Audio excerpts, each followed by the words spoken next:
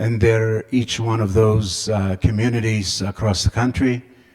We were gratified at the fact that it had such a wide appeal. Everybody knows the fact that we Africans are the youngest immigrants for the United States. We're the last continent truly immigrate, aside from our brothers and sisters that were brought here without their will. We are the free immigrants that have come to the United States.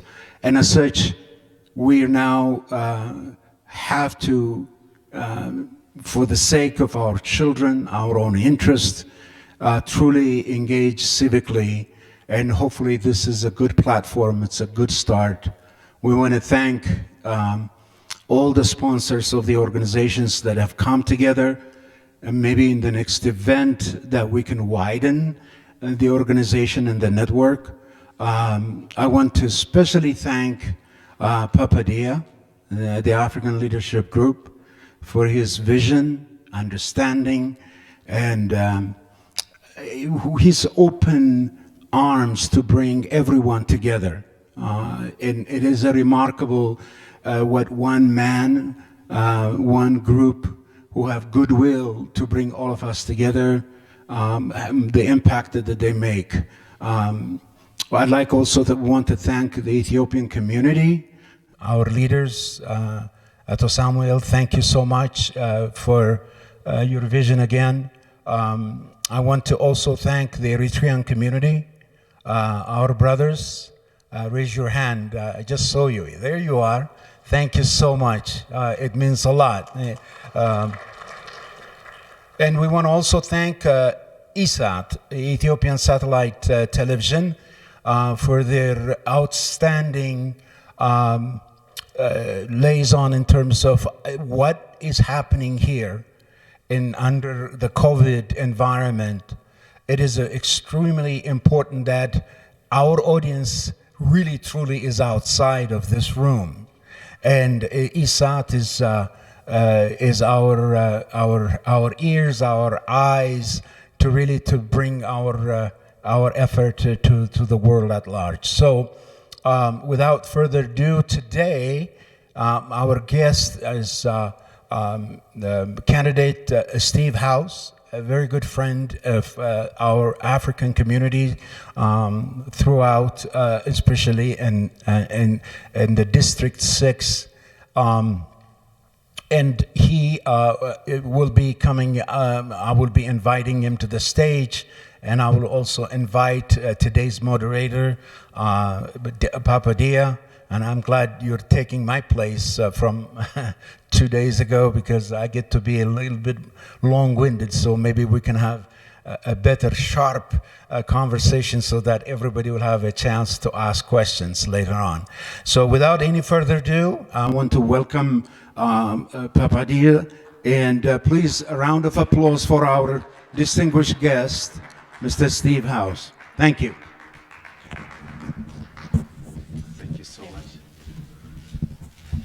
Steve, you could have a seat. Thank you. Good evening. It's truly an honor to be here with you. Please, you can. So it's truly an honor to be here. And Deacon Youssef, thank you so much for that introduction. And as you know, I just want to spend some time to give you a little bit of rundown how this evening going to look like. This is not a debate. We are having a candidate forum. The first session will be engaging into a dialogue with candidate Steve House. And the moderator for that, actually, we have a wonderful young woman, a leader that I'll be introducing here on the stage to do that. And on the second part, we'll have Congressman Crowe that's going to be joining us around 6:30 this evening to join us. So the first part is with candidate Steve House, and the second part will have Congressman Crowe. But this is what I want to say. If you look around and look at the person that's sitting in front of you, behind you, probably is from a different country. And what do we want to showcase? We want to showcase when we come together as one, as unity, with that powerful voice, there's so much we can do. We know we have some of us that's been here for many years. I've been here for 20 years. We know we never had the opportunity to come together as one. For many years, we've been just focusing, working with the Ghanaian Association, for people that are from Ghana, people from Ethiopia, and that is okay. But now it's time that we open our arm to each other, our heart to one another, and get into this journey together. That's what this historical moment is about. The question is always, when you have an opportunity like this, what do you do about it? What are we going to do? Now we came together, we have elected officials and candidates that are willing to engage into a dialogue with us. What does it mean? And how are we going to use it? So what it means first is, we have about 40, 50 people, and we have a lot of other people that are following us online. It is your responsibility to go out there and educate and inform other people. To know that the historical moment that we have, which is the election on November 3rd, are extremely important. For those of us that can vote, we have to make it an obligation and a duty to register and cast your vote. I know as a community leader, I've heard a lot, Papa, I cannot have access to loan. Papa, my kids do not have access to good education. Papa, I cannot have access to home. Your time is now to address those things by casting your vote. And I tell everybody, as we stand here, we are not for the Democratic Party, no, we are for the Republican Party. We are for the best interest of our community. So when you go out there to cast your vote, think about what's best for us first. And now you can think about the party that you belong. Together, let's be aware of those issues that are challenging us. You go to DIA, the vast majority of those employees are from Africa. Are they being taken care of? Right now, we are facing this pandemic where we know the vast majority of immigrants from Africa are nurses. They are in the healthcare industry. Are they being taken care of? We know with this pandemic, all our small business owners has been hit. Do they still have access to the PPP loan or any lending? Those are the things that we need to think about. Those are the dialogue we want to engage with the candidate and the elected official. So my ask of everybody this evening, where you're sitting, you have a paper and a pen. Please write down your question. We'll come by and get them. And you will have the opportunity to ask your question directly. Because we need to know, if elected, what Mr. Steve House is going to do for our community. And that question to come from all of us, not just from me. Now, I would like to take this time to introduce our moderator. And when we came together as different communities, we wanted to make sure that every single voice is represented at the table. We know we came from a background where our women, they are wonderful and beautiful wife, and we leave them home. But here we wanted to make sure that our woman voice are heard. When we get into this conversation, the women have a seat at the table. And we have Dr. N. Kiki, a powerful leader in the community, somebody that cares about education, somebody that cares about the improvement of our community, and you will get to hear that this evening with the interaction she's going to have with Steve House. Please help me welcome Dr. N. Kiki. Thank you. When we get into this conversation, the women have a seat at the table. Thank you so much, Papa. Good afternoon, brothers. Good afternoon, sisters. Good afternoon, fathers and mothers in the room. It is truly an honor to be standing before you today. This is a great day. And let me tell you why. Because as Papa said, coming from a background where women, despite their beauty, despite their educational background and their knowledge, are relegated to the back, this is truly awesome to be here. I am not only representing myself, but I am representing the great proud, hardworking African immigrants, but most particularly my sisters, the African women. It is possible. We do have our place next to our brothers, next to our husbands, to also talk our wisdom to their ears in all humility. And that's what we are going to be doing today. Thank you for giving me the floor. Thank you for allowing me to talk to you. I am truly humbled. I am. Thank you so much. Without further ado, I want to tell you what I found out when I was told I will be chatting with candidate House. I went and do a little bit of homework. I found out he is a Republican candidate. He has an extensive and successful career in healthcare, so he knows all about healthcare. So people, get your questions ready, right? He was at one point a businessman. He's a father, he's a husband, he's a grandparent.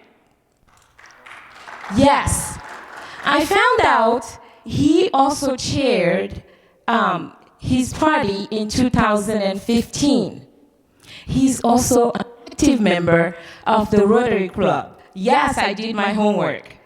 But what really attracted me was the fact that he really has a true and sincere heart for public service. Well, too much talking about him. The candidate is here. Let's hear from him himself. Let him introduce himself. Candidate Houseman, why don't you take 3 minutes and introduce yourself to the African community? Thank you, Dr. Ann. I want to start by telling you a story from this January. I was in a school. It was called the Our Lady of Fatima School, and it was outside of Bahati, Kenya. And a little girl was waiting for me, and the principal of the school pointed to me, and she came running over to me. And she started to cry as she gave me a hug. And I looked down at her and I said, "Hi, my name is Steve." And she said, "Mr. House, I know who you are." She said, "You allowed me to go back to school this year." Because she'd been out of school for a year without a school uniform. And what touched me about the conversation so much was I said, "What are you going to do with your education?" And she said, "I'm a senior this year, and I've just been accepted to go to college and become an accountant." And I said, "Wow, that's amazing." I said, "How does being an accountant affect you and your family?" And she said, "I will be able to make the money to support my entire family as an accountant in Kenya." And that little girl's story for me is the same as the story I want to hear for every little girl and boy in America, in countries in Africa, and other places in the world. And I'm running for Congress because I think we have the potential for many more, if not everyone, to dream that way, to grow up that way, to come from safe neighborhoods, and maybe most importantly, to be part of families. Because here in America, the way it works here is if you're part of a family, if you're part of a good, close-knit family, you always seem to do better than others who are not. So it's so very important to me to protect our families, to make sure they have health care, to make sure they have safe neighborhoods, that they can go to a school that they're going to get educated on, that they can go to a place and get the health care they need to be quality, healthy people that they want to dream for, that there are no limitations placed on them because of the school or the zip code they happen to live in. So I'm running for Congress because I want the children of this country to dream the way I dreamed. I grew up on a farm. It was a small farm. We didn't make a lot of money, but it gave me just enough to be that kid that went to college. But I did so after God did something very special for me when I was 8 years old and very sick with a birth defect. I was fortunate enough to be able to get well. And that led me on a journey where I think today I'm more of a missionary than a politician. I have a mission to do the things that are right for the people in CD6, that are right for the children. It doesn't matter to me whether you're Democrat, Republican, Unity, unaffiliated, or a Green Party. I will represent you in this district. And I will do it with a heart of a family man and with a foundation of spirituality from a God who saved my life. And that's why I'm here. And thank you, Dr. Ann, for being here with me. Absolutely. Please take a seat. Okay, so if you don't mind, Candidate House, I'm going to let you know again, as Papa said, the format. I'm going to ask you some questions, and these are questions that derive from topic of interest from the community. And after that, there will be direct questions from the community, the audience here. How does that sound? That sounds good, Dr. Ann, and please call me Steve because I'm going to work for these people. They're not working for me. I love it. Okay. Okay, so let's start. The first topic I would like to start with is the one on immigration reform. So, with a lot of African immigrants in immigration jails, waiting to see the judge, and so many waiting for years to bring their loved ones over, and others facing deportation while their kids are U.S. born, actually, and knowing what the future of DACA holds, what immigration reform would you propose if elected?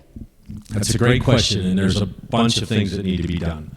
Number one, we have to make immigration easier to understand, shorter in duration, less expensive, less prone to fraud, because there are actually many people, as I've learned, that prey on immigrants who are trying to get into this country, and they end up spending way too much money. We've got to stop that as part of the process. For the folks who are here that you refer to as DACA or Dreamers, there's also folks who are here for TPS. I think if you're here in this country and you're a violent criminal, you need to go away. You need to be sent back or dealt with from a criminal justice perspective. But otherwise, I think for the DACA kids who are here, who spent their entire lives here, if they want to be citizens, I think they apply for citizenship just like everybody else. But they're already in the country. And what we'd like to do is we'd like to see them potentially pay an annual fee because they're waiting to become citizens and they're in the country. But what's really important to me is that they have the opportunity to buy health insurance. Because I think if you're in this country and you don't have health insurance, and you end up going to the hospital, to the emergency room, because that's likely what happens in a lot of cases. You go to the emergency room because you don't have access to primary care. You're already very sick by the time you get there. So I'd like to see us solve the health insurance problem. I also think that we ought to have a guest worker program. There's many of the folks that are in the TPS programs that come from Central America, from African countries, from Asia, that want to come and work and go back and forth freely. I think if there's an opportunity for that they ought to have that, and it ought to be a worker program that doesn't require renewal as often as if they have a constant job. And if they don't have a job, they can be sponsored. There's ways to do that. The bottom line, it's too complicated. It's too costly. It takes too long, and there's too much fraud in our immigration reform, and it should have been fixed about 40 years ago. Thank you so much. But I would like for you to expand a little bit more on your plan for DACA, because we do have a lot of DACA immigrants in our midst as well. So when you say you would like to extend health insurance for them, we're going to come to the health insurance part, but what exactly would be your plan to offer them that health insurance, and also how would you give them a working permit, for example, that will be helping them along the way?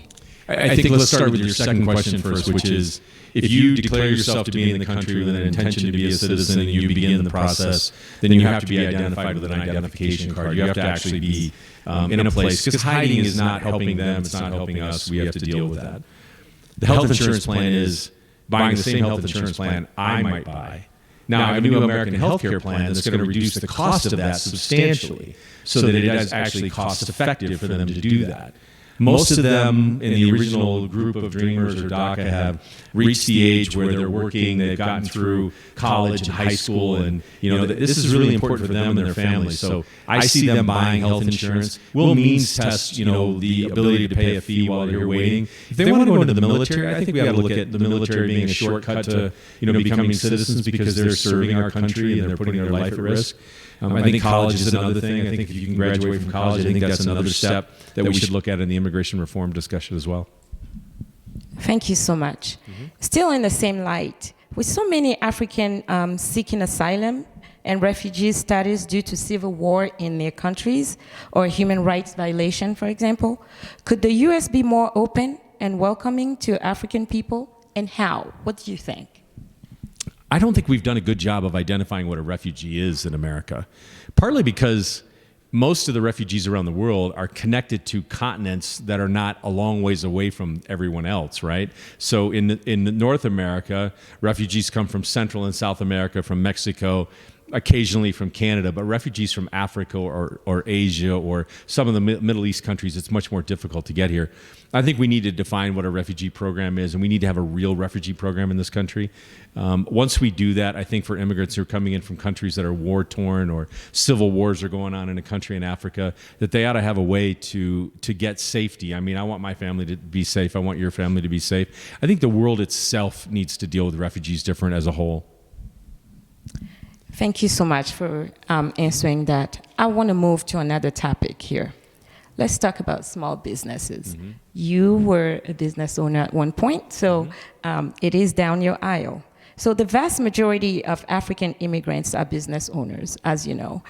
And yet, having access to capital has been a major issue on top of the COVID-19. Are there resources you know of or resources you would propose to have easy access to capital if elected?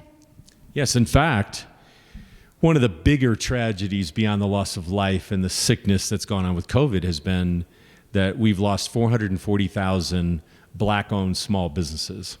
And they don't define whether that's an immigrant-owned business or an African-American-owned business, but either way, the bulk of those businesses have gone out of business for lack of capital during the COVID crisis. I think we ought to do what I call a restart program, which is we know that business works when you have the experience and the capital to do your business. If you lack the experience and you have a lot of capital, you're probably going to throw your capital away and go out of business anyway. But if you got experience, which most of these businesses have had because they were going concerns, they were in business. I think as part of what we did with the stimulus package coming forward, we need to target those 440,000 businesses. There's something called the Platinum Plan that's been introduced. I like what's in the Platinum Plan because it focuses on the idea that we've got to restart Black-owned businesses in this country specifically because there is so much value not only in getting a paycheck, but getting a paycheck from a business you're building equity in because you own that business. That's got to happen. Capital is the number one problem. Some of them, however, Dr. Ann, will not be able to start immediately. If you own a restaurant and dealing with what's going on with COVID, you probably shouldn't start immediately. But I do think that we need to look at who has the most need and the most opportunity and the most potential, and we've got to do restart programs in those small businesses. I like what I hear. I'd like to remind everyone, please prepare your questions, get them ready, and Papa will help me send them up when the time is there. I'd like to move to another topic, if that's okay. Mm-hmm. Let's talk foreign policy. So, Africans feel that China is taking advantage of them economically. What could the U.S. involvement in the continent to build stronger partnership and collaboration on trade and economic growth between U.S. and African countries, what could the U.S. do about that? So let's first start with the premise. America has not had as much influence in Africa as the former British or colonized countries have had in Africa. But there's great opportunity in Africa.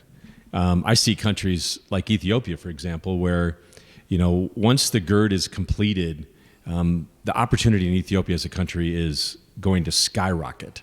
And I think when that happens, you take a country that has defined borders, that has a unifying government, hopefully, and it has a group of people who have a common identity. I think you can build great things. American companies are now looking at an investment fund. There was a bunch of funds, and what President Trump did was he combined 3 of those funds into one. And that one fund, which I believe is called the Economic Development Corporation and Finance Fund, will then actually serve to fund companies who will do business in Africa. What has to happen, though, more than anything else, is we've got to get to the point where the U.S. ambassadors and the people we have on the ground in countries in Africa have deeper level relationships. It's not enough to have a relationship with the president of a country if you have a scenario where you have very important, powerful governors and civics leaders and religious leaders. Americans need to get to a deeper level of relationship with African nations and the people that live there to understand the local environment better. Because ultimately, running a business, as you know, as I know, as many of the people in this room know, is a question of how much risk do I take? And the risk I take is going to depend a lot on how much I know about the local environment and my ability to do something. There's a lot of work going on in building infrastructure. Part of that's, like the dam in Ethiopia, it's 60% of the electrical, or the people that don't have electrical power, they'll get it. Building infrastructure across Africa is very important. I am very, very worried about how China has positioned itself.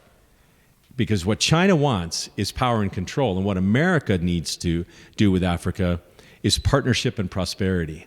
I think we're getting there, but this next 3 or 4 years are going to be critical to that. Thank you. You mentioned the GERD. Let's talk about that. Well, the GERD is actually an agreement between Egypt, Sudan, and Ethiopia, right? So with U.S. involvement, what would be your view on this process?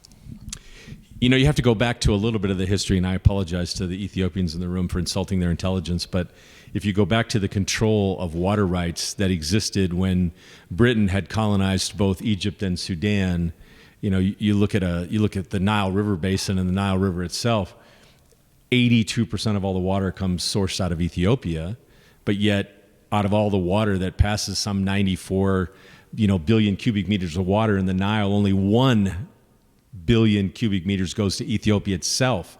So there's a water problem because many of what they call the downstream countries like Egypt and Sudan, those countries believe the colonial agreements still exist.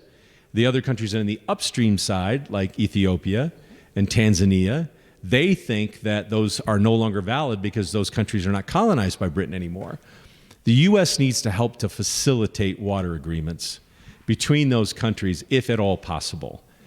We live in the state of Colorado. Colorado, much like Ethiopia, all the water flows out of the state. Water agreements downstream in Arizona and California are very, very important, but you can't deny Colorado the right to live or exist. And Ethiopia needs to have the water rights to be able to prosper as a nation, and having 1 BCM of water out of 100 is just not enough for the country that sources 82% of that. So I'm hoping we can help facilitate water agreements because that will ultimately make a peaceful transition between those countries exist. Indeed. Thank you so much. This is a conversation I can sit there and continue, but I'd like to give an opportunity to the audience to ask questions at this point. And if Papa, Yes. if we have some questions, Yes, please thank you, bring them Dr. up. N. So yes, I'll be calling you to come and ask your question. What we ask is mention your name and go straight to your question so we have a chance to get everybody to ask their question. So the first question is coming from Adrian Matadi.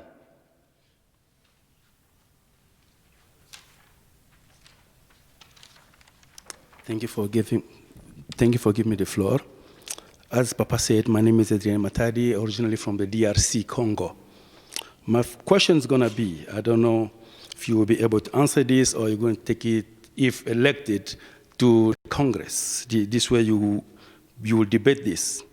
As an African, what are ways or strategies you plan to implement, if in the Congress, about the U.S. involvement in Africa, particularly in the DRC Congo, where the armed force, rebel groups, and multinational companies that are backed by the U.S. government continue to commit human rights atrocities and to loot and basically destroying the new generation to come in the DRC Congo and in Africa, basically, and along making sure that human rights are guaranteed for everyone.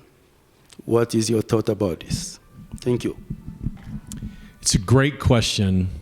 And I think one of the things you have to think about helping Americans, if you're an African immigrant, is to understand the different democracies that exist in African countries. The Democratic Republic of Congo is clearly in a very difficult situation.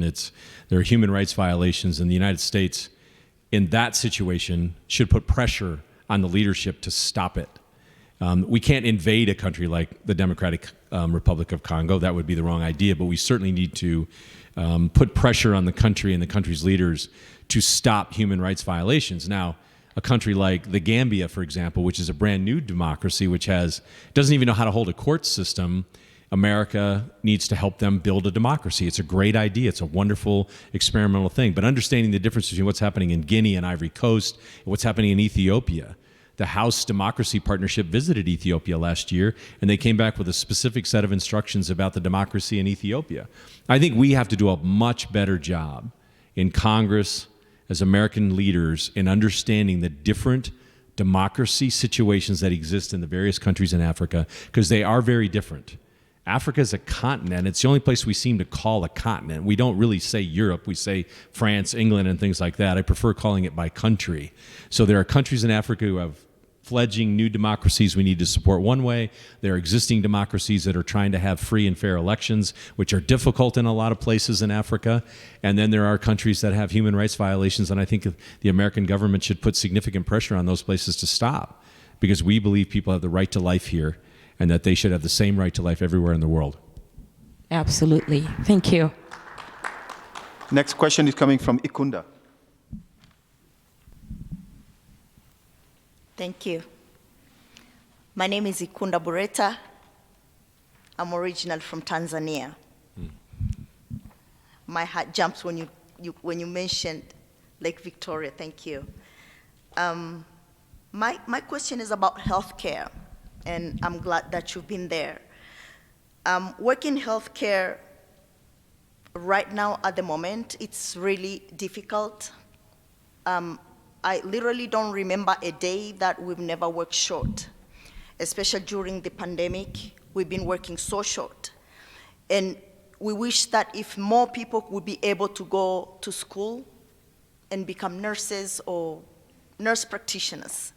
But the problem falls on the grants or falls on the fact that people are scared. If I go back to school, me included, what's going to happen to my children as a single parent? Will I be able to work full-time and go to school full-time and at the same time taking care of my children? My answer comes no. So how can we get help for the people that are needed so much in our community as healthcare? That's number one. Number two, I have friends that are registered nurses.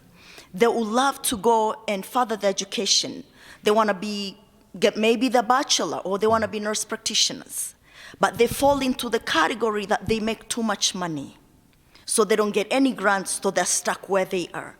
So my question also will be, how do we help those people? I think that's it. Thank you. That's a great question. It's really a two-part scenario. One is, how do we make education easier for people to obtain? And we have a problem with college education in this country, in part because we don't allow people to have work experience and enough credentials for that work experience to minimize the amount of time they need to be away from their families. Prior to the pandemic, we were in a situation where we had 7.5 million open jobs in the country. We were facing a point in our nation where we were going to have to start doing some extraordinary things to be able to recruit people, to change their careers, to do those things. Many of those ideas are still possible. Like, for example, I think there are going to be colleges where you can go to nursing school and they will help provide daycare for you because the industry needs it. There are partnerships that industry would like to do. Hospitals would like to do that with nurses. There are 8 nurses leaving the field today for every 3 that come in. I mean, we're running shorter and shorter and shorter. So there are programs. We can help make you aware of some of those programs regarding nursing specifically. But the general problem we have in this country right now is how we credential a college education and the cost of it and where kids start college after leaving high school are all problems that need to get resolved with new business models, new processes, and new ideas. Once we get through the pandemic, I think you'll see a lot of that start to happen because we're going to go back to work, more frequently.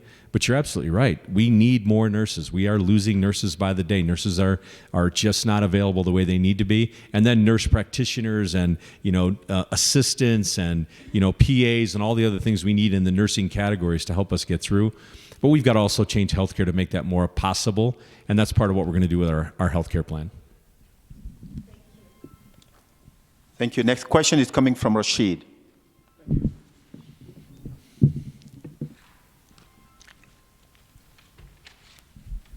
Good evening. My name is Rashid Sadiq from African community, immigrant.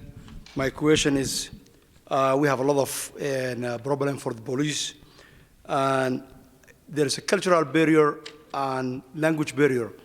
How you educate the police and how you mediate police and immigrant community? I think what he was asking was, how do you educate the police on the cultural differences in the community? Correct. One of the things that Dr. Ann and I talked about beforehand was my belief that a big part of what we have to do with police reform is we have to educate police on ethnicity, culture, gender, lifestyle. And what happens most often with police departments are police officers come in, they go to an academy, and they get trained on lots of basic things for police work, but it's expensive to do the rest. So as we talk about doing police reform, I'm not in favor of defunding the police. I think what we have to do is add resources to add additional training. Because without that additional training, an officer can encounter a situation where they don't even understand what you just said, let alone you don't have the ability to communicate with them. And I think we have to reform our police with much more training than we have today to be able to equip them that way. The bulk of them want the training. They want to be better at their jobs just like the rest of us do. And I think that we can get there through that process, but we need to take some action pretty quickly. I don't think this is one of those things where we can wait until next year at this time. We need to start having the plans at the federal and the state level. A lot of what happens with police happens in local community organizations, not at the federal level. But I think there needs to be federal incentive to make local police departments more effective at what they do, better trained at what they do. We saw in Lakewood, Colorado, there was a period of time where you had to have a bachelor's degree in criminology to be able to be a police officer, and we saw significant changes. The other thing we have in the police departments in this state is we have data systems. A system called StatCom is in many of the police departments. It tells us which officers are arresting more people in different neighborhoods or maybe arresting less people of a certain category. Those data systems can help us figure out who needs the training. And lastly, the one thing we cannot tolerate is we cannot tolerate an officer who clearly displays racial tendencies or gender-specific tendencies, and they are going to be terminated by the police department, and then the civil service union forces them back on the force. How do I know that happens? I've talked to police chief, and they tell me that happens on a regular basis. I don't want to blame anybody. We just need to solve that specific problem, because if we don't, America will continue to have the cultural problems we have in it, not just for immigrants, but for everybody else as well. Well said on that. Thank you. Any more questions, Papa? Hello, my name is Rebecca Await. I work at South High School. I'm an assistant teacher. My question is about kid going back to school. So it's my concern, like, is a good idea for the kid to go back to school? It's gonna be safe for them, because a lot of parents, they're asking those questions all the time, like, is our kid, they're gonna be okay? Or it's gonna be safe for them, especially what is going on now, pandemic. And I wanted to ask Mr. Congress, as an immigrant student in the state of Colorado, you think when you go in the office, it's going to be more opportunity for scholarship for those students of the immigrant? Thank you.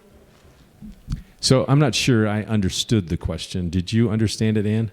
Yes, the bottom line of the question is, how can we help immigrants with scholarships and in education? Thank you, Rebecca. The American collegiate system has something called a Fulbright scholarship and a few other things for immigrant students to be able to obtain college educations. I think we have to treat immigrants to this country the same way we treat anyone else. I mean, there's opportunity. We need more engineers. We need more college degree nurses. We need more doctors. We need more lawyers. Well, maybe we don't need more lawyers. I'm sorry about that, but we need highly educated people in this country. And I think what we need is we have an educational system that supports that.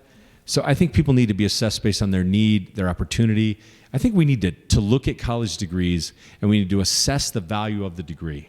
Whether it's an immigrant who's trying to get it, or a naturalized or citizen born in America, we have to treat people for what they want in their life, for the dream they have, because they're here in America, and America's a place you can dream. And I think we have to make that available to them. Thank you.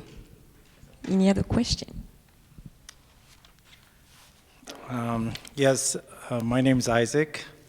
I'm originally from Ethiopia. And my question is, if and when a COVID vaccine is available in the near future, hopefully, what would you do to make sure that our community gets its fair share of it on a timely manner? This applies to us here in this community as well as our brothers and sisters back in Africa. Thank you. Yeah, the COVID vaccine will almost certainly be given to people who had the greatest risk first, right? So how do you determine the greatest risk? One of the things we did wrong, in my opinion, in dealing with COVID-19 was, in the state of Colorado, we have health information exchanges, which are databases that contain records, medical records, for over 5 million people that live in the state of Colorado. Our first step should have been to go to those databases and say, who are the people that are over 60 years of age, that have one or more morbidities like COPD, hypertension, diabetes, obesity, and we need to let them know privately, because of HIPAA, privately let them know that they should stay home for the next month or two until we get this figured out, because at first we didn't have a lot of knowledge about it. Now you have to factor in that there's another factor, which is people with black and brown skin have suffered a greater risk with COVID-19 because of immunity levels, neighborhoods, economic, food deserts, things that are bigger problems as well. So I think we have to overlay that with where you live and what access you have to both healthcare and quality food to determine who has the risk. Those are the people that need to get it first. I'm not one of them. It's people that are in that category that need to get it. I think from a manufacturing point of view, for people in Ethiopia, I think ultimately, the United States is not going to just take all the vaccines. I think there's going to be a worldwide distribution of vaccines. There are multiple vaccines that are going to be used. The Russians claim to have one. There's some coming from Israel and other countries. I think Ethiopia will get its fair share of vaccines, and they should dole it out exactly the same way I just prescribed for the United States of America. All right, thank you. Thank you so much. I just want to remind everyone to keep coming with your questions, and if we cannot answer them all, we will make sure that Congressman and his team get those questions and have them answered. So make sure you put your name and an email address where we can get back to you. Thank you for your time, first of all. My name is Patrick. I'm from Cameroon. My question has two parts. And first of all, I want to give you a quick background. I have a 3-year-old son, and his future in this country with everything going on worries me a lot. So my question is this: do you think the Second Amendment should be repealed? If not, do you think there should be any new gun restrictions to deal with what feels like an epidemic of mass shooting? Thank you. So, Patrick, I worry about what's going on in this country, too. A man was shot in downtown Denver yesterday by another man who didn't know him, had never done any business with him. It was simply they were wearing the different colored hats or something, and they were shot. And I think that's a horrible scenario. I think the American people ought to have the right to look at the Second Amendment. I don't think you should make it a change to a constitutional amendment, not here or anywhere in the world in a constitution, without the American people themselves having a vote to decide what to do with that. But the big problem we have in this country right now is, if you look at the FBI data on the subject, if you look at other things that have been done research-wise, and quite frankly, we haven't done enough research on gun violence in this country yet, is you've got to start to build mental health resources to help people before they ever get to the point of shooting someone. There's lots and lots of lawful gun owners in this country who like shooting targets or going hunting. Before we deprive them of a right, let's make sure we solve the real problem as well. I also think there ought to be a lot more debate about it. I think we need to talk about it. We need to have conversations about it. But we absolutely know mental health resources are in short supply, and that oftentimes leads to problem. In fact, quite frankly, for mass shooters, most of them, there was an indication that they had a problem and we didn't act on it. So I think we need to solve that problem, and then we can take the Second Amendment to the American people if we want. I don't think they would overturn it. I think what they would do is try to resolve the problem, which is really mental health resource-based. Our communities need to be safer. We need to be able to walk our streets. I don't want people worried about, in Aurora, worried about their child getting to school safely. I want them to worry about how much they learn that day and what they can do when they come home and whether or not they can live their dream. There's a balance, but we definitely need to address it. Thank you. Samuel? Yes. I think we have time for one more question. Okay, Samuel, go ahead. Well, it's a pleasure to be speaking with you both today. Thank you. As an African American, I just want you to know the kind of tone of this might feel like it's going to change, but I would really appreciate if you answered it just as a Republican. Right. They asked me to pick one of these, so I'll try to string it together as eloquently as I can. So with blatant racism and xenophobia, from my experience kind of penetrating the Republican Party, what is it about your candidacy that's going to guarantee black enterprise comprehensively and permanently? And I do mean a self-correction of entire enterprises built on black bodies. So I would like to really understand what your candidacy would do about that. And I would also like you to revisit your ratio of British to U.S. Impact in Africa, because this entire country was made by us. So please. I don't know if I understand that second part. What do you mean? Could you explain that? You had a comment earlier where you commented on, I guess, the ratios or somewhat. You quantified the impact of British and U.S., and you did it in a way that was meant to kind of just make sure that the British was a little bit more.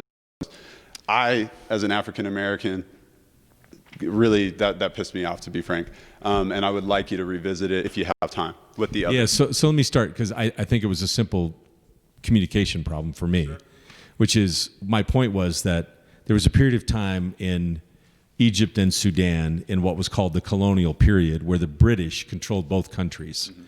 And when they did control both countries, they created water agreements that served Egypt and Sudan, but not Ethiopia.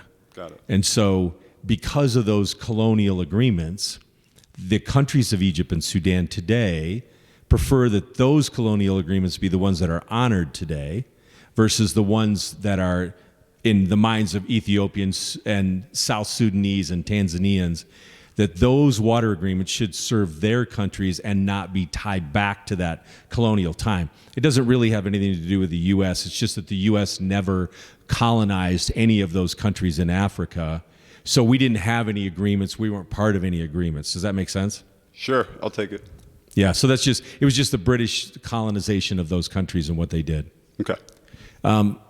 On the question of Republicans and establishments in this country, I can tell you right now, as a Republican, I've learned a lot in the last 5 years about how this country really works.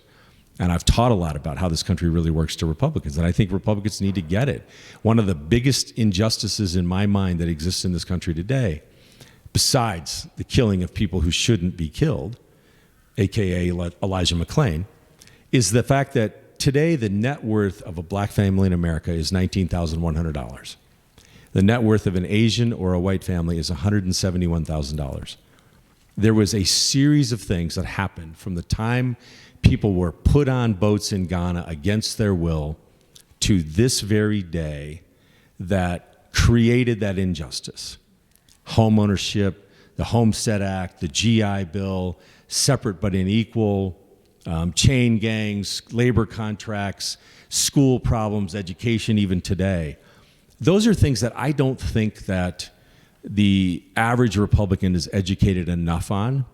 And I think once they are, they come to the table and say, look, your skin and my skin are different, but you're still a human being and so am I. And as a Republican, that's my party affiliation.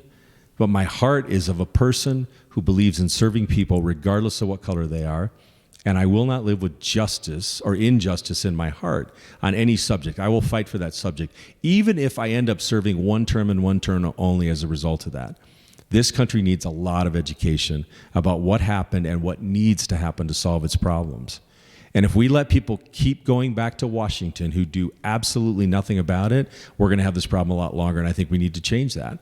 And I think voters like you and everybody else should say, if my guy didn't get enough done, replace him with somebody else. If that guy didn't get enough done, replace him with somebody else. And eventually, Congress will address the issues of injustice that live in this country and injustices that live in my heart that I know about. So that's why I'm running as a Republican, but I also believe that I will be able to support everybody, regardless of what political party affiliation or color you are, because I go for the problem, look for the problem, understand why you believe what you believe, and want to make sure I get it before I put out a solution. Well, I really appreciate that answer. Thank you. You're welcome. Thank you for asking. And I just want to leave you with something to consider, and that's the fact that, black people, eventually is too damn long. So we need to speed things up with regard to democracy. I just really want you to hear that. I feel that I'm representing a lot of people because I'm saying exactly what I've heard. So just want you to take that with you. I just add to that. I think that's well said. I had a conversation yesterday with the head of the NAACP in Aurora, and I asked him the question because I'm a member of the NAACP in Aurora, and I'm passionate about it. And I said, we need to set some metrics. We need to see changes in income and wealth and educational levels. We need to see changes in safety and arrest records and things like that exist. We need to see changes in prison reform and recovery. So as an NAACP member, I asked him to sit down with me and set up some things that we can actually achieve in the short run, because that's the only way we're going to know whether or not we're making progress. Well, thank you so much, Steve, for answering those questions. Again, I just want to remind the audience, and I want to remind those that are following online, to keep your questions coming, and we are going to make sure that they go to Steve's team to get them answered. Make sure you put your name and an email address where they can reach out to you. On that note, Steve, would you please give us your closing remark? Yes, and I'll make it reasonably short, given the time. I'm not perfect, but the one thing I am is committed. I'm committed to the truth. I'm committed to figuring out what the truth really is. I'm committed to humanity. I am tired of living in a country where people are dehumanized, and we've got to rehumanize each other. We've got to do it in churches, in schools, in public, in our communities. We've got to realize that the person standing next to me that I don't know, who's wearing a different colored hat, isn't my enemy. This is America. That's the way we have to do it. And in the process, America has been greatly enhanced by having relationships with countries in other places like Africa. I'm passionate about going back to Africa. It sort of draws you in. Quite frankly, I can't figure out why all of you are here and you're not back there, to be honest with you, because it's so great in the places I've been. But the reality of it is we need to have a free, fair, prosperous opportunity in front of everybody who lives in every country in this world. Some of them America will take a role in, some we will not. But the reality of it is I'm committed to being honest with you. I'm committed to be there. I want to know you. I want to know your families better, because you're leaders in the community and you have access to other people who need our help. I'll return phone calls. I'll return emails. My office will be open, and we're going to serve you, because service is what I care about. It's really what I care about. And I care about people a whole bunch. So I hope you give me some consideration on November 3rd. I think it's time to move forward and take some action on things like healthcare, education, immigration reform, the climate. Those are the things I'm committed to, and I will make sure we take action as we go forward. Thank you very much. Thank you so much, Steve, for your time. Thank you for spending this time with us. I am sure grateful, and I know my people are as well. And at this point, we are going to close this session by calling my brother, Samuel Michael, for the closing remark for this session. Thank you. It was such an honor. Thank you.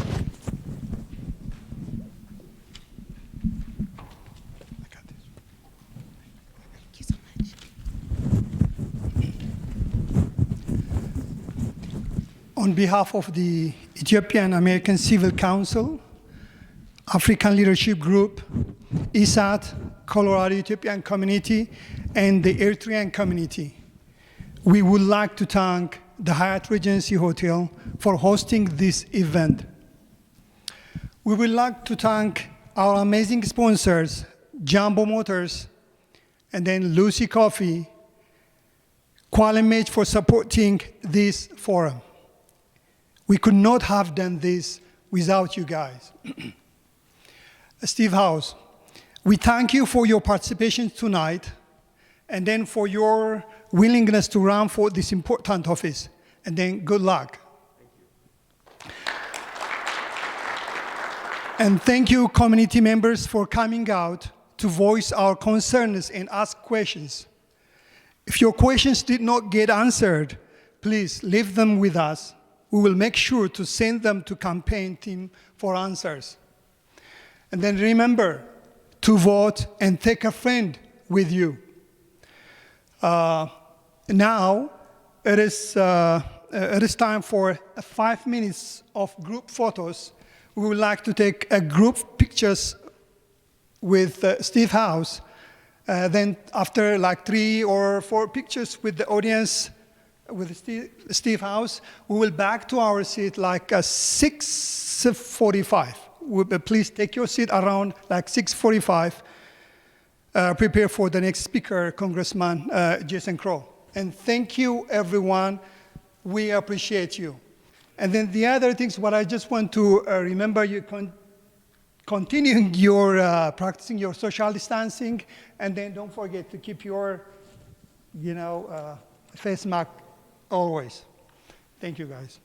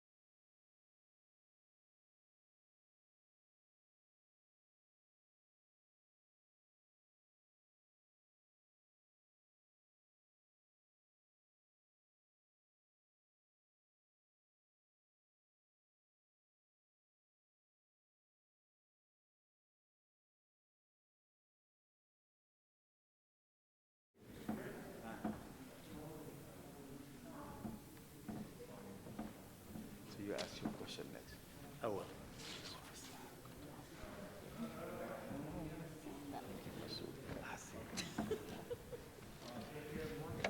I'd like to take a picture of the Eritrean community. Okay. You want to get closer with the Eritrean community. Hey, how are you? Thank you, Papa. For what? For everything. For everything that you do. You have no idea. We're all doing it. Elevate the community. Guys, elevate the community. Go on that side. Hold on, brother. Thank you, Thank you. Where's the Now, I don't know where this Where's picture it is going? going. That's what I'm asking. That's what I just ask. Where's the picture going? Go ahead. Huh?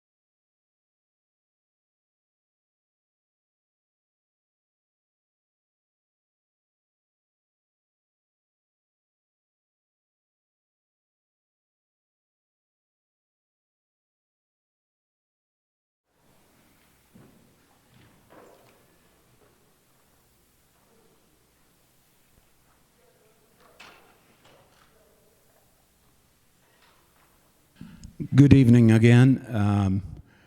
We're now in our final session with our distinguished guest, the Honorable Congressman Jason Crowe. I want to make one simple remark, and particularly about this forum. This is not a one-time event that we plan to have. We're going to actually reach out to every member of the African diaspora in the future, and hopefully by then COVID hopefully will be behind us, so we can have a larger crowd for everyone to have the say. So we look forward in really reaching out to those who are not present here with us, to join us in the future to make sure that our voice is heard. You are part of a history. It turns out to be that this is the first African Forum event in the United States. So every one of you should feel immensely proud of being part of a major accomplishment, us as an African immigrants, and thank you again from the bottom of my heart. I want to just say a couple of things about the Honorable Congressman Jason Crowe. I am extremely honored to introduce him as a friend of our community, African community. One of the things that I truly have been impressed by is his genuine interest to go where he is needed the most.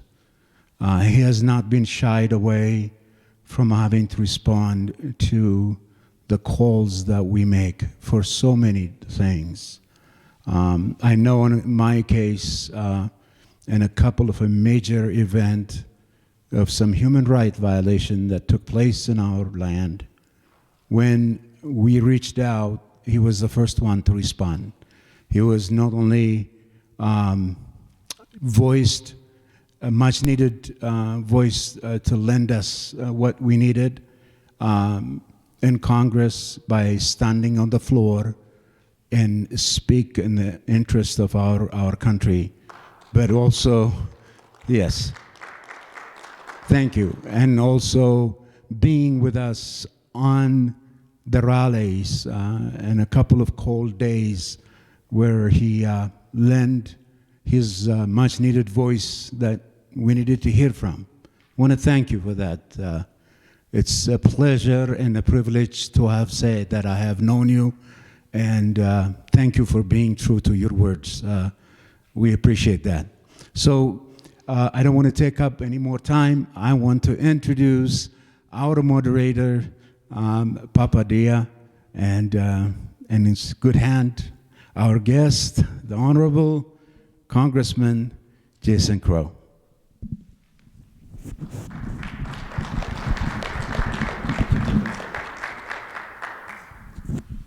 Thank you so much, Deacon. And good evening again. Thank you all for being here this evening. And as Deacon Youssef mentioned, we have the great honor and pleasure to have a friend of the community. And everything that Deacon mentioned took it from my mouth, because that's the same exact way I feel about our friendship and relationship. So we want to welcome you, and please have a seat, and we'll dive deep into the conversation. So, is this working? Thank you. Thank you, Deacon, for the introduction. But I will say one thing. When you said that it's been great to have known you, I'm still alive and I'm right here. So you can still say it's good to know me. But thank you, my friend, for that wonderful introduction. Yes, thank you so much, Congressman. So it's always difficult when you have to introduce somebody where the bio is like a book. So you've done so much, from being in the Army, being a lawyer, now being in Congress. So I would like to really allow you to take this time to introduce yourself and give us some of the things that maybe we did not get to know about you. And most importantly, let us know, since you've been in Congress, what have the things that you've seen and witnessed and the work you've been doing in Washington? Thank you, Papa. And first off, I want to thank you for hosting this forum. I have to say that I really, really miss seeing you all in person and doing these events. I know we're all doing what we have to do during this challenging time to be safe for our families and our community and our businesses, but it's really great to see you, and I'm glad that the African Leadership Group, and the Ethiopian American Civic Council, and the Eritrean community, and all the leaders in this room have come together to do this event, so thank you for the opportunity. The bios are funny, right? Because sometimes those are created by people who want to just look at a resume and schools and the accomplishments and the awards. But really, the things that you need to know about me are this. I come from a working class background. I was raised in a family mainly of a lot of construction workers. My grandfather was a bricklayer. I worked in construction myself to help put my way through college. I know what it's like to not know where your rent is coming from. I know what it's like to get dirty and sweaty and be the type of person that takes a shower at the end of the day instead of the beginning of the day. Then I stepped up to serve our country. My military career started as a private, then I became an officer, and I was proud to serve our nation as an Army Ranger in 3 combat tours.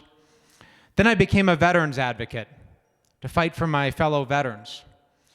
Then I became a father. And it's that lens that's really the most important, because I know many of you are family people too. And what you do every day, Papa, I know you know this, we've talked about it, and I know this is the most important lens for you too.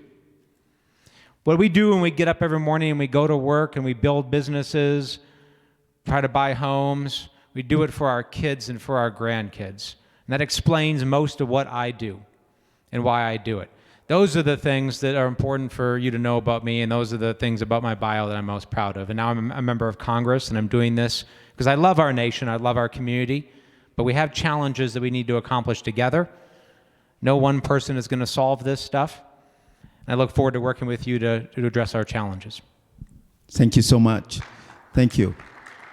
And as you know, as a community, we have prepared some topic that's relevant to some of the issue and challenges that we are facing. And I'll be asking you questions based on this topic. But also, just want to remind the audience, please, you will have the opportunity also to ask your question in person. Please write it down and make sure you put your name and email. Jumbo and Dr. Ann will be collecting them, and at the end, you will get a chance to ask your question in person. But Congressman Crowe, I took the luxury to start our conversation with this. We had a tragedy that occurred in our community with the arson fire of the Joel family. And when it happened, you took the phone and you called and you asked, Papa, how can I help? And you went even further. You went all the way to Washington on the Congress House floor and to do a testimony where you are standing with the George family. Take us through that process and take us through what was the reaction of the fellow congressmen when you share with them the tragedy that happened here in our home and house in the Denver metro area. Thanks, Papa. And first off, my heart still breaks for this terrible tragedy and to the family and for the Senegalese community and to the African community. I have a couple of really important jobs. So people think of a member of Congress in the traditional sense, right? They think about the votes that you take, the laws that you sponsor, the speeches that you make. But there's other important parts of the job too. One of those, and not many of these get headlines, right? You don't see these in the front page of the Denver Post or the Washington Post, but they're sometimes the most important things that we do.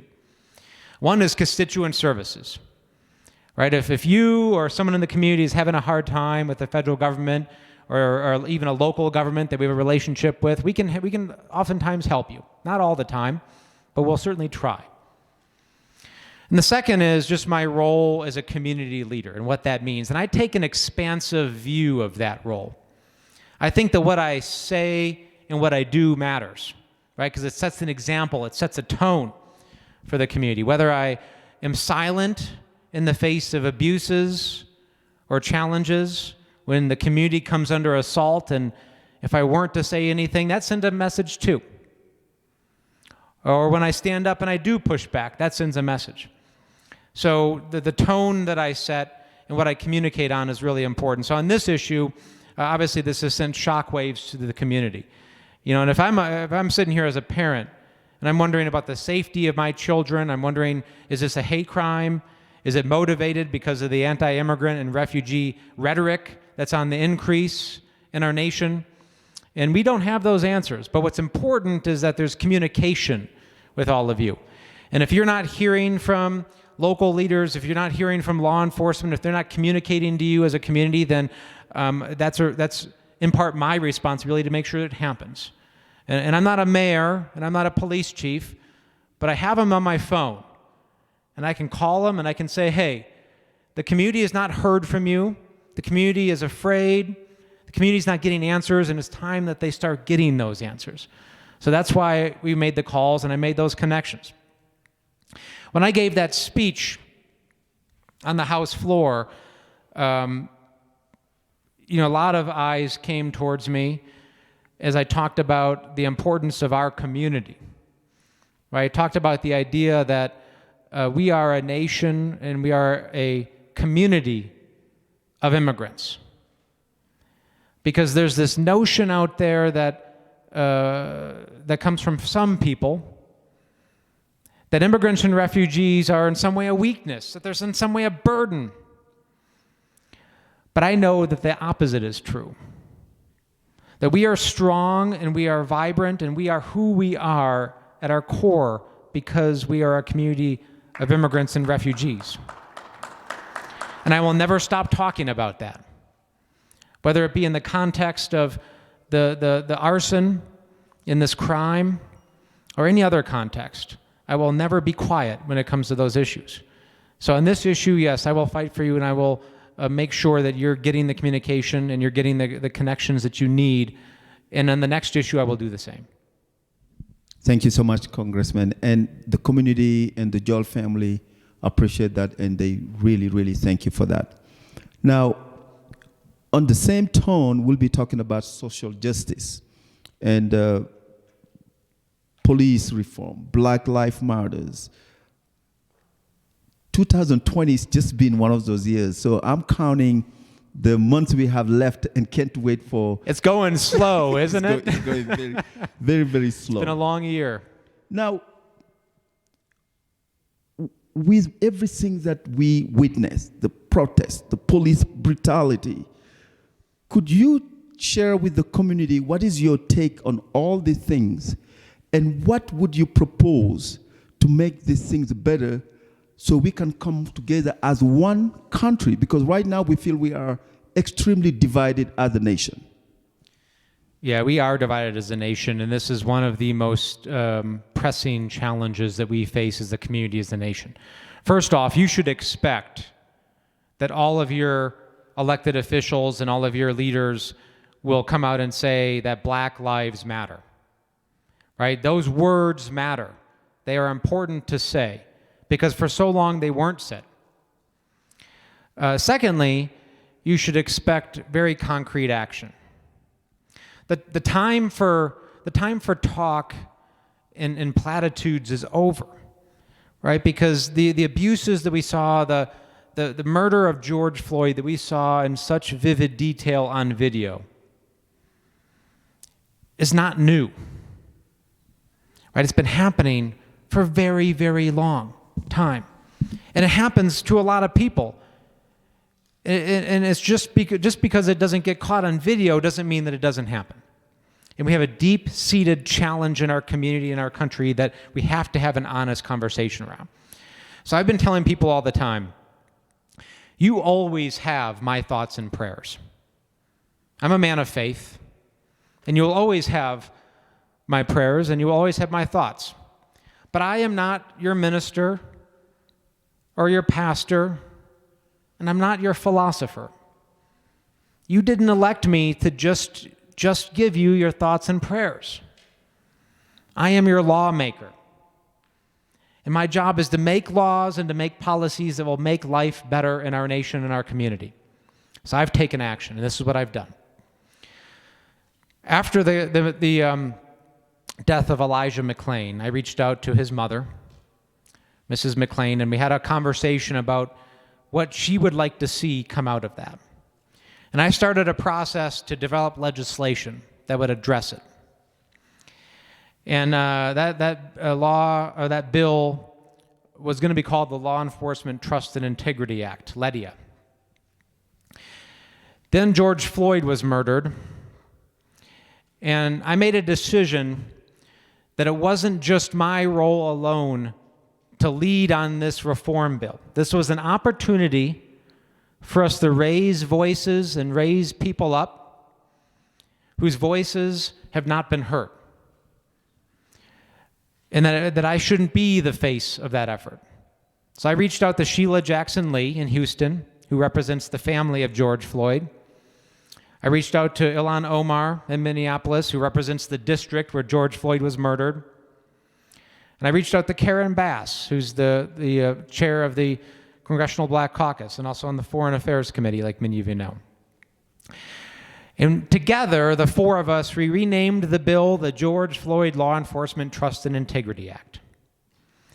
And we advocated, we pushed hard, and we got that bill included in the Justice and Policing Act, which passed the House with my vote and co-sponsorship earlier this year. And it's now sitting in the Senate for a vote. My bill would do 7 main things, but the most important are is it would increase accountability standards for our law enforcement. It would increase training. It would increase the manner in which we recruit our departments, because one of the biggest challenges that we have is many times our departments don't come from the communities they serve. They don't reflect the communities they serve.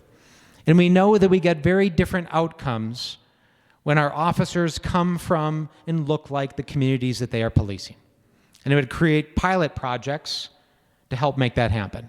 And it would do several other things that are important. It would take concrete action. The time for talk is over, and the time for real action and reform has arrived. Thank you so much, Congressman. And we sure do need action. That leads me to my next question, which is related to immigration.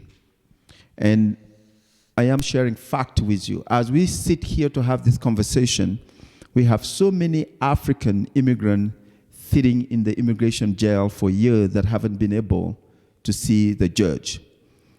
We have so many of them seeking asylum and refugee status that's been in refugee camp for years. And we have so many of them that are here facing deportation, but yet they have US-born children, citizen, can't do nothing.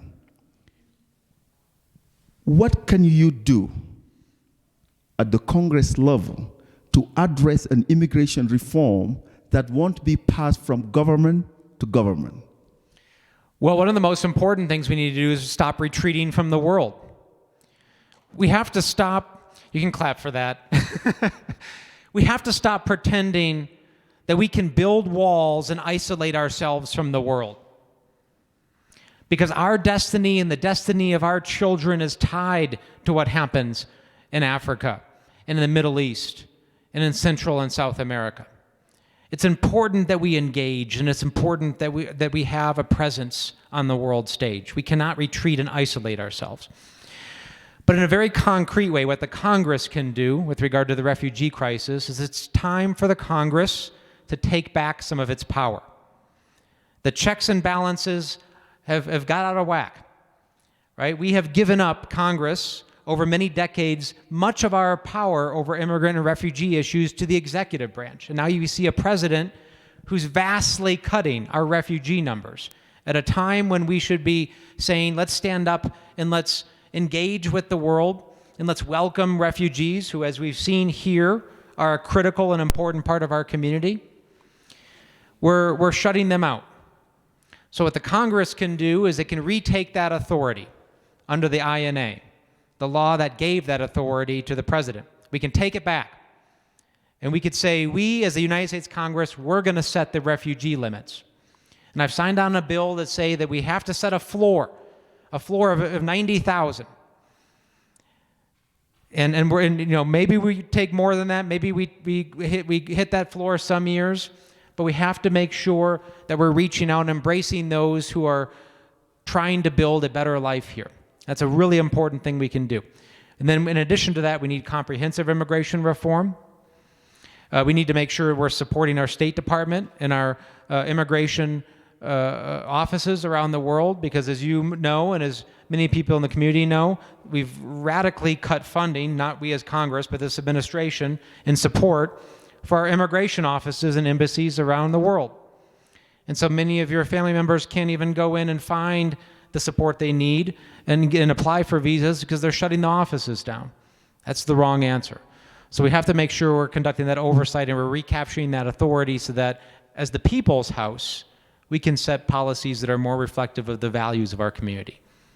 So right now, just a follow-up question. What is the feature of an immigration reform that been mentioned for years with this current administration? What was the first part of the question? What is the feature of the immigration reform that's been mentioned many years with this current administration? Of my proposal, of the administration's proposal? The administration proposal. Yeah, well, they want to cut refugee numbers drastically. Right, we're at a mini-year low in terms of the number of refugees. First of all, secondly, they're trying to cut the diversity visa program. Right, they don't believe that helping families come together and reunite with families is an important priority of our nation. Me, as a father and as a family person, believes the opposite. I happen to believe that you shouldn't just give visas based on how much money you have in your bank account or just whether or not you have the ability to start a business, but that unifying families is good for the country and community as well. When you bring families together, everybody wins, right? The grandparents, the parents, the children. It's good for society to have families together. And that's a critical component of what they're trying to cut. I believe it's important that we even preserve that, we even expand it, so we can reduce the wait times. Right? It's not okay for people to be waiting 5, 10, 15 years with no certainty to whether or not they're actually going to be able to reunite their family. Yes, yes. Thank you. And we will transition to foreign policy. For Ethiopian Americans, this election means GERD, Grand Ethiopian Renaissance Dam Agreement between Egypt, Sudan, and Ethiopia. With U.S. involvement, what would be your view on this process? Well, first off, I mean, this is a tinderbox of a situation. We know that. We know that Ethiopia has established a no-fly zone over the dam itself, that they're very concerned about a military conflict coming out of this between Egypt and Ethiopia. I share that concern. We have influence and leverage with Ethiopia that almost nobody has, with Egypt that almost nobody has. Egypt will listen to the United States, and we are in a position of de-escalation. We can, if the United States steps up as an honest broker, we can make sure that this avoids military conflict and that we resolve this in a peaceful, amicable way. Obviously, the negotiations earlier through the African Union failed. So if we're not able to restart negotiations to the African Union, then I think the United States should intercede, and I actually wrote a letter asking that happen. I think Secretary Mnuchin should step up with the authority of the President and with the consent of the Congress in an attempt to resolve this problem so that it certainly doesn't resort to military conflict, but secondly to economic conflict as well between the parties, because we don't want to see an economic trade war break out between African nations either. So that's really important, but right now we avoided one of the worst possible consequences just about a month or two ago because the administration was going to suspend humanitarian aid to Ethiopia, which obviously would have put us in a very bad situation and made it impossible for us to broker a deal. So I, along with several other members of Congress, sent a letter to Secretary Pompeo and others saying that now is not the time to do that. Really, never is the time to do that, but certainly not now because that's not going to solve the issue. So not making the situation worse, but stepping up as an honest broker is really important right now. Thank you. And just want to remind the audience, we'll be getting to your question here shortly. Just get with Jambo, Dr. N, to write your question. Now, still in foreign policy, in Africa lately, there's been a new wave of sitting president trying to make a third term presidency going against the Constitution. That hasn't just been happening in Africa, Papa. So Ivory Coast is a country that the current president, and Guinea is trying to do the same thing. What could be the U.S. involvement in process like this where presidents are abusing from their power to break the law and go against the Constitution? Well, I think this goes to my earlier point that U.S. leadership and U.S. involvement matters. Right? When the State Department isn't properly funded, and this administration has attempted to slash funding for the State Department and humanitarian programs by as much as 30%. When we have hundreds of vacancies within the State Department actually vacant right now, when our diplomatic positions aren't even filled, and we don't even have the diplomats in place in our embassies, it makes it very, very hard for us to engage because we don't have the money, we don't have the resources, we don't have the personnel. So we have to stop shortchanging the State Department, which has a very important role to play in being our emissary and being a representative, certainly in Africa, but throughout the world. Secondly, it is important that we hold countries accountable for democratic principles because, when we lead by example and when we help uphold the example of democracy and human rights, we know that raises the bar for everybody. So setting that example is really important. That's why it's really important that we have elections and we reaffirm our own rule of law and our commitment to democratic institutions here at home because it sends a very strong message. And when we send the opposite message, when we have a president who favors and supports dictators and strongmen, then that allows those people to do those things unchecked. So we have to turn that around, and we have to first affirm our own principles and commitment to democracy and rule of law within the U.S., and then make the effort to do so abroad as well. Thank you. Let's transition to small business, and I still want to make sure we have time for question. The vast majority of African immigrants are business owners, but yet having access to capital has been a major issue on top of COVID-19. Are there resources you know of or you would propose in Congress to allow African immigrants to have easy access to capital if re-elected?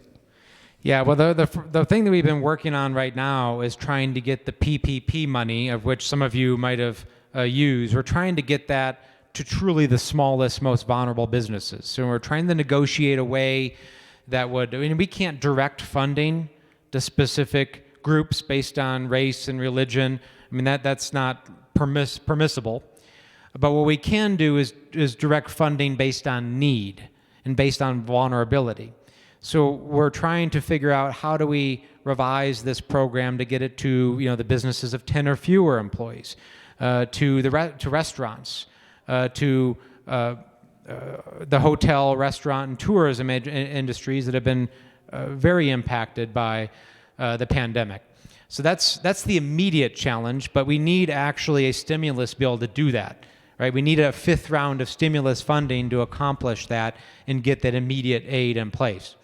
More long-term, once we're able to address the immediate crisis, I'm working on a bill right now with the Senate that we're looking at calling the 21st Century Entrepreneurship Core Act. And this is what that bill would do.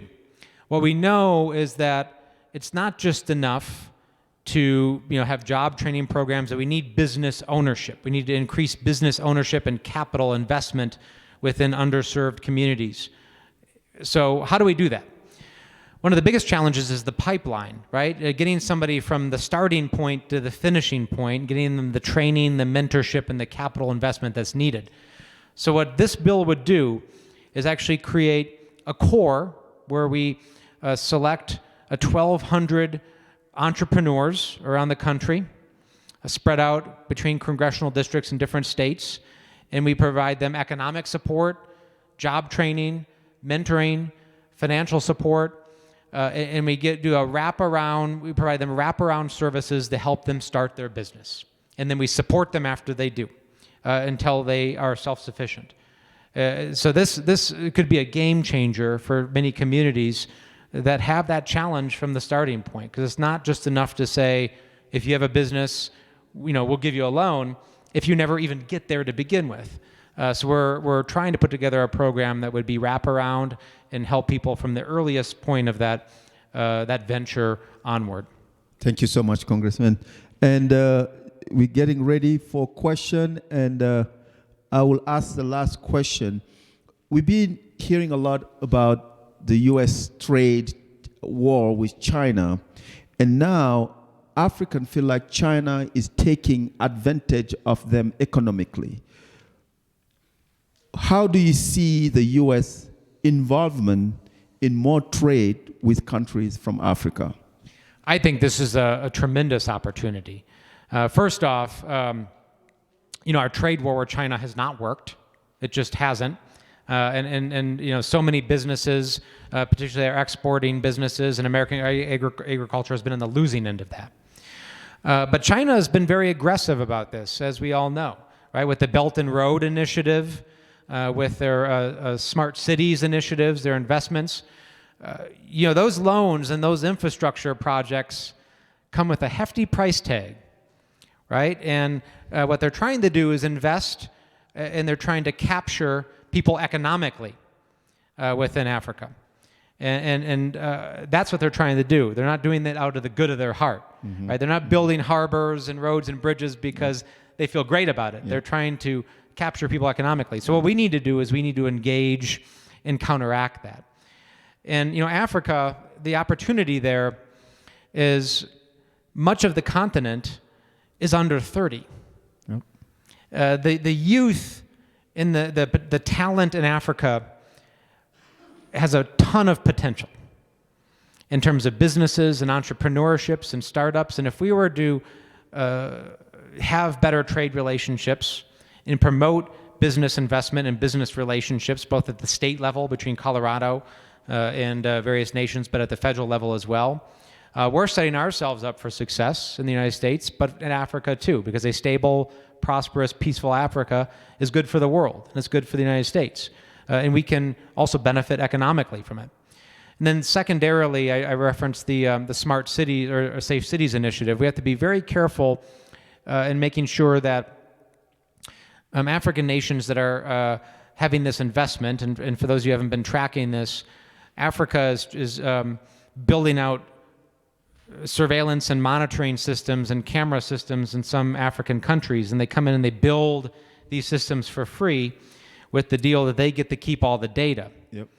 Well, what they're doing with that data is they're monitoring and they're building out massive amounts of big data for qualitative analysis. Yeah. Yep. That's very scary stuff, right? Because what are they going to do with that data? Once they have it, it's theirs. Yep. And then you lose your privacy. You can lose your democratic rights. So we have to make sure we're working with African nations right now so that they understand what's happening, and we help counteract that so we're not so that they are not getting themselves in a long-term difficult situation. Thank you so much, Congressman Crowe. And I also want to tell our online viewers also, you can chat in your question. And again, if we did not get a chance to answer your question, please make sure we have your name and email address. The Congressman office will get back with you in touch. Now I'll turn it to Jumbo and Dr. N and question from the floor. Thank you. Thank you, Mr. Papa. And the first question I will go to the young 17 years old Caleb Nuguse. Caleb, can you come in and ask him the question, please?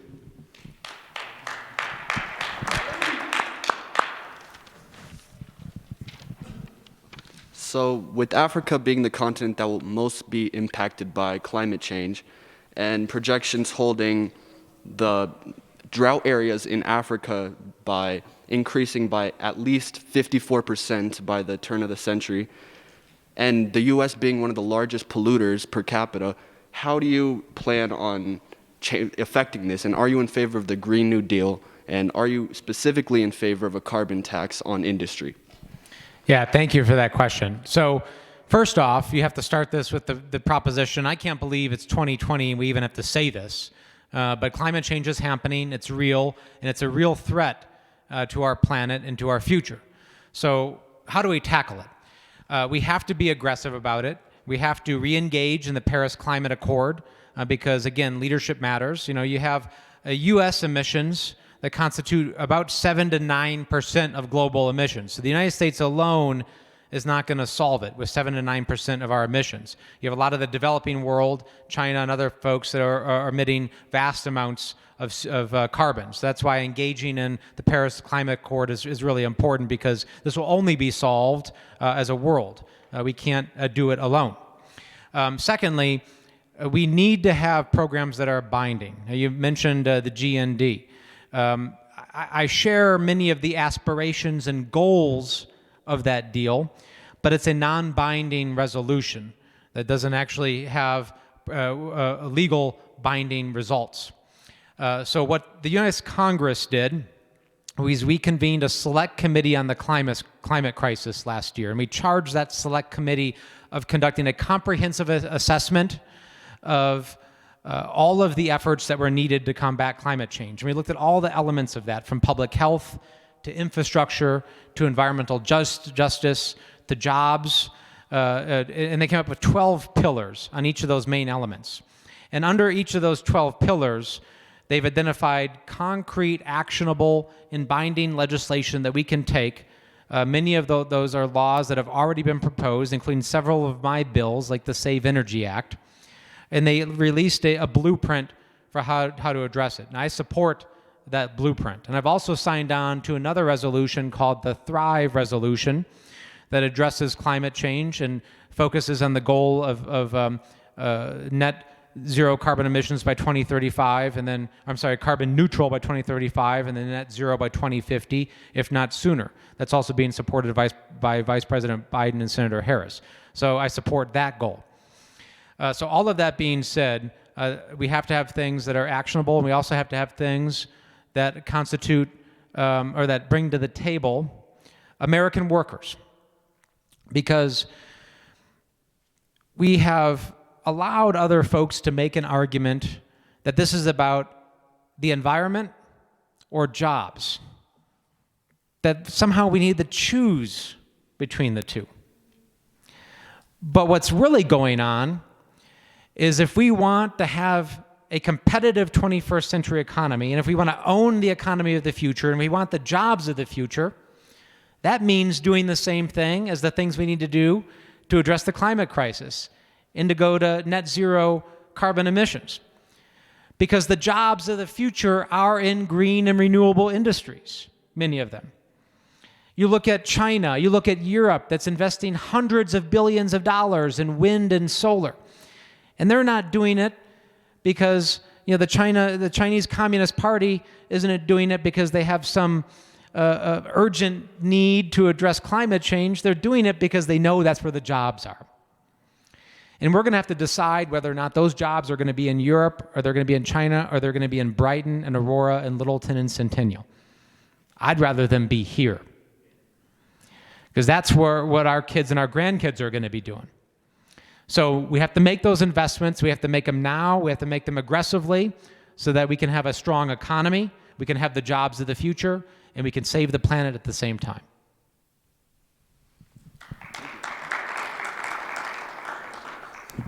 The next questioner, our young leader, Daniel Waldo. Thank you, Congressman. Yeah, thanks, Daniel. Jason. Yeah, call me Jason. Yeah. No, I'm serious. I'm really informal here. You guys know that. Thanks, Daniel. Yeah, we've met several times, and you have suggested that I call you Jason. So hopefully you don't take that as a and so we're on a first-name basis. I am Daniel Waldo. I'm a Tigrayan Ethiopian American. I say that specifically because I represent the Tigrayan community in Colorado on an official basis. And so the questions that I'll ask today would be catered more around the Tigrayan Ethiopian Americans of District 6. The first question I want to ask you is, there have been many conversations about the stimulus package being to the average Joe of America, and a lot of back and forth is going on. In your views, what are some actions that you're taking or you will be taking as you're running for to be the Congressman of District 6? And then what kind of assurance can you give the Tigrayan Ethiopian Americans here in District 6? That's my first question. The second question is going to be taking it back to our native country.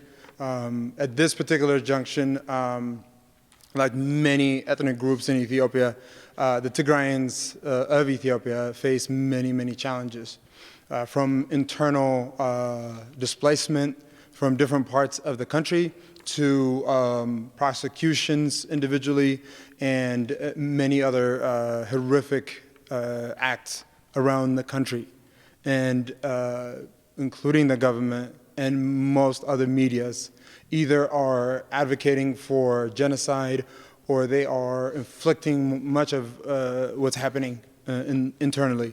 And it can lead to an actual civil war within the different ethnic groups in Ethiopia. With that in mind, if you see things escalating to the conditions of like Rwanda in the 90s, and then some of the things that we've seen in Sudan in the early 2000s, what kind of actions would you be taking in order to address some of those issues as America, the United States being one of the main allies to Ethiopia as a whole? And those are the two questions that I have. Thank you very much for your time. Thanks, Daniel. So I'll address them in order, starting with, and you can correct me if I misunderstood the question, but you're asking about stimulus, the stimulus bill and what actions I've taken with regard to the stimulus? Yeah, so there are some conversations, there have been some conversations, at least from what I've read, where stimulus checks would be going out to regular Americans, like the $1,200 that was distributed early on. And many of our community members are out of work. As you know, some of them face being evicted from their homes, from their apartments, or losing even their homes. These are the crises most of our community members face as we speak.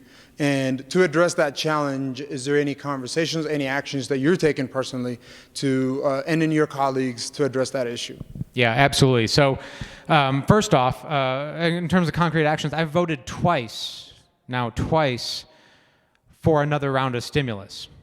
So the history here is we've passed 4 stimulus bills that have become law, that have done things from small business support, PPP, to disaster loan, to testing, the contact tracing, but also the direct economic payments and expansion of unemployment benefits. That was the CARES Act, as you might remember, from earlier this year. Those 4 have now kind of gone through the system, and now we're facing a huge crisis because businesses are still going bankrupt, people are losing their homes, running out of money, many businesses haven't opened back up, unemployment rate is very high, and I know you know this. So I voted for the HEROES Act, which would have been the 5th round of stimulus on May 15th of this year. That went and just sat in the Senate, where Mitch McConnell said, let's just see what happens over the next couple of months. Our response was, what do you have to see? There's a huge crisis here. We know what's going to happen, and it's not going to look good.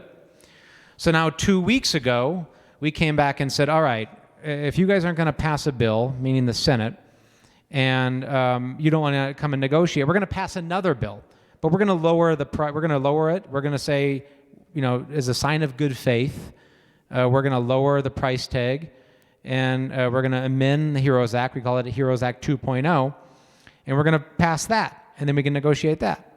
We passed that 2 weeks ago, and now they're sitting on it again. Now, where we are now is the president is changing his mind every day. One day he says that we want to negotiate. The other day he says no, then yes, then no, then yes, then no. And he goes back and forth every day whether or not he wants to negotiate a compromise or not. They just have to come to the table because the House can't, we passed our bill. We can't make a law by ourselves. We need the Senate and we need the administration.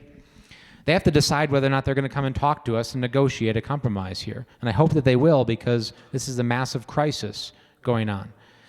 So that's where we are. I've now voted twice to pass the HEROES Act, or HEROES Act, the first one and the second one.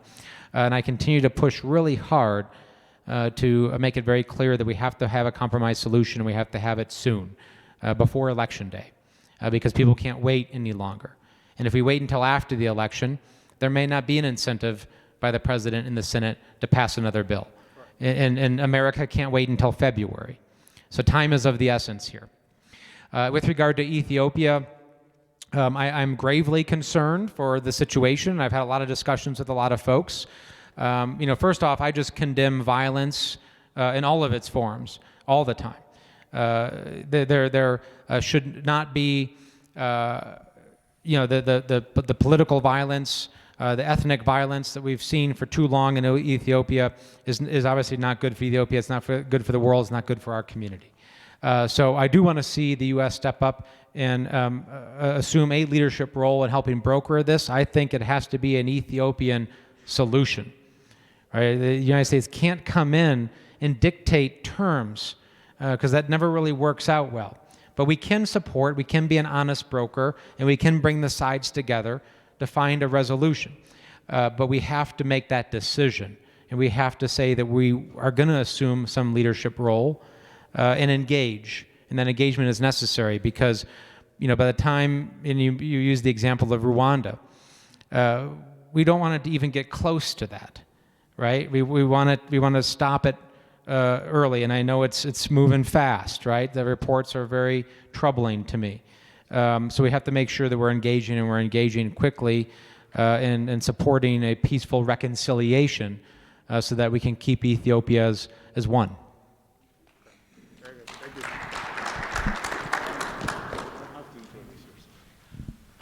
My name is Ibrahim. On behalf of the Afro-Arab newspaper. In respect of time, because you have to go, I think. That's what I heard. So I'll try to short it. It's about Sudan and the new transformation and the position of the democratic forces, whom they really did a great job in Sudan in removing dictatorship, which is Islam wrong slogans was in Sudan. Now we have a democratic government, we have a democratic leadership. But we have two things. We have one, the terrorist list. I know the State Department are working on it, but it's not, you don't represent them, so you represent the Democratic Party. We are not happy, historically, with, I'm of Democratic. We are not happy of what the Democratic government did during South Sudan problem and Eritrean and Ethiopian conflict. But still we are hope because you and Joe Ngusi, you are the new leadership representing us in the Congress. And both of you, you are young, you are so close to our community. I would like to invite the Sudanese community leadership to meet you and to discuss about issues serious about Sudan. So I will not ask you more than follow up whenever I have a chance with your staff to organize that meeting. Thank you very much. That's an easy one, yes. I mean, my door is always open, as you know, so happy to meet with you all. We have time. All right. So again, if we did not get to your question, please we'll send it to the Congressman office. They will get back to you. Now, Congressman, thank you so much. And we meant talk about so many relevant topics here, and we're just grateful to have you as a friend in our community. And it means a lot. And what I want to say is, you've been in the community when you were asking for our vote. You came back and you kept coming after you got our vote. So we want to thank you for that. So this time, I would like to give you the floor for closing remark, but just want to thank you. But closing remark to the community. Thank you, Jason. Thanks, Papa. hopefully I didn't talk too much, but I get excited when I talk about these issues. So thank you again for the opportunity, and thank you to all of you for inviting me and for putting this forum together. We are in a very challenging, difficult time in our nation, in our community.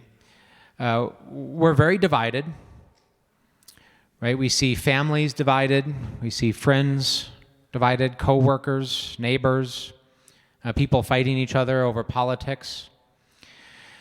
And I think we've learned that the tone that's set at the top matters, that it matters what our leaders say and how they act. But no one person got us into these challenges, and no one person will get us out. So I believe in this idea that many of you have heard me talk about called servant leadership. And actually, Jesus talked about it in the book of Matthew, that he said, and I'm paraphrasing here, that those who want to lead amongst you must first be your servant.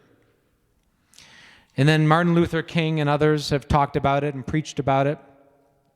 But the essence of it is that leadership should be bottom up, right? It's not a top-down process. It's not a process where we try to find the smartest man or woman in the room that has all the answers, and they just tell you how things are going to be, right? That's not democracy, and that's not how you get the best result.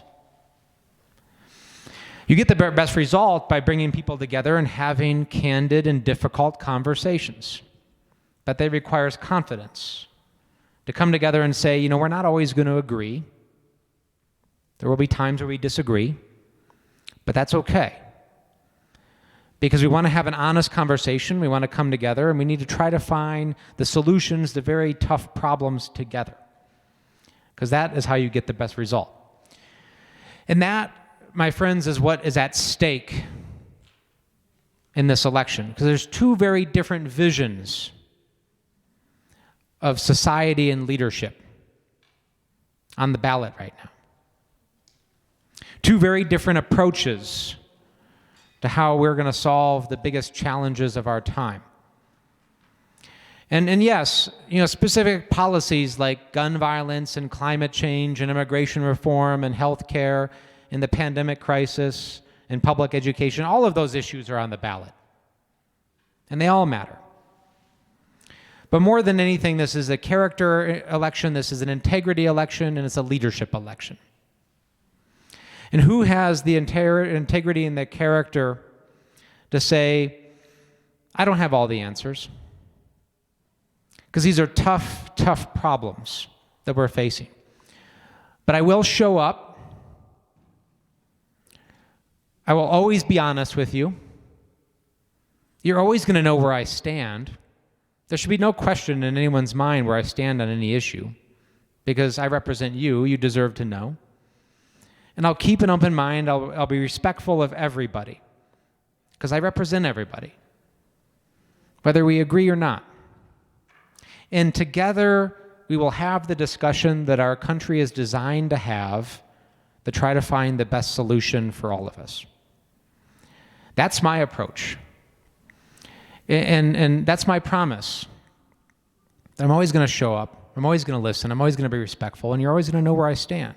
And we'll have the conversation. And guess what? I'll change my mind if you make a great case. Right? Because I don't have all the solutions. But that's what I will always deliver to you. And I will continue to fight for health care and public education and gun violence and racial justice. But more so is we will work on this together, because that's who I am. And I appreciate the opportunity.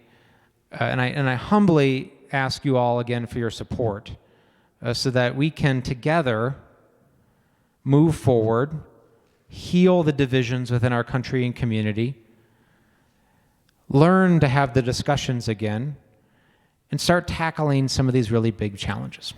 So thank you so much. Thank you so much, Congressman. Thank you. And now we are getting to our closing remark from Abi, that's representing the community. Abi, please welcome on stage.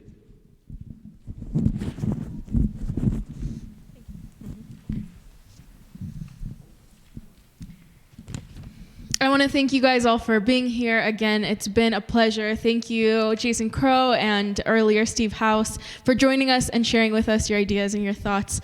On behalf of the Ethiopian American Civic Council, African Leadership Group, ISAT, Colorado Ethiopian Community, and the Eritrean community, we would like to thank the Hyatt Regency Hotel for hosting this event. We would like to also thank our amazing supporters, Jumbo Motors, Lucy Coffee, and Qual Image for supporting this forum. We could not have done this without you.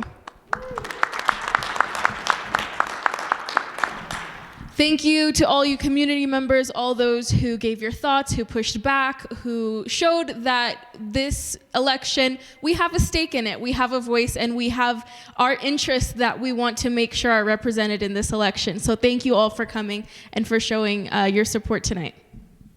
Last and not least, I want to encourage you guys all to vote. Let's take what we've learned, let's take what we've heard, and let's share it with our community members, with those who are not able to be here today. Let's have these conversations at the dinner table. Let's talk about it issue by issue.